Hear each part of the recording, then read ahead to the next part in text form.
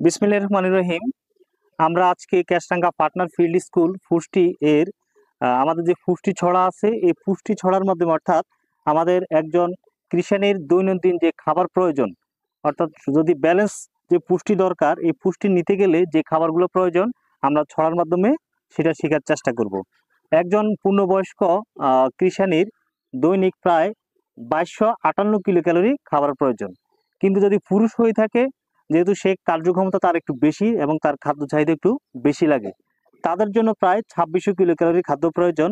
যদি কোনো গর্ভবতী মা বোন থাকেন, তার জন্য প্রায় 2500 কিলো ক্যালোরি, এবং কেউ যদি প্রসূতি মা বোন থাকেন বা কৃষাণী থাকেন, তার জন্য প্রায় 2600 কিলো ক্যালোরি খাদ্য প্রয়োজন। অর্থাৎ যেহেতু তাদের প্রায় বাচ্চা আছে একজন, এজন্য তার খাবার চাহিদা বেশি থাকে।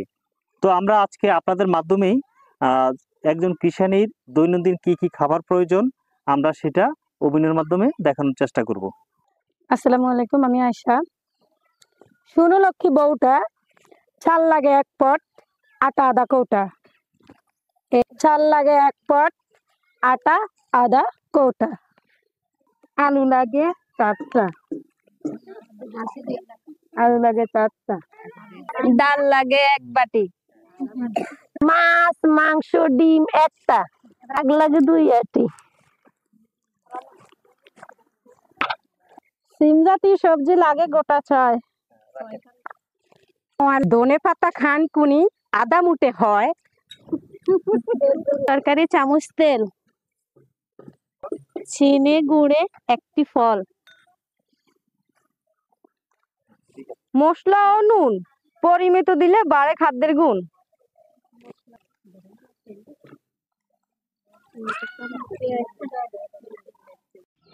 আমাদের একজন পূর্ণবয়স্ক মানুষের জন্য এই টোটাল এই খাবারগুলো আমাদের প্রয়োজন, ঠিক আছে?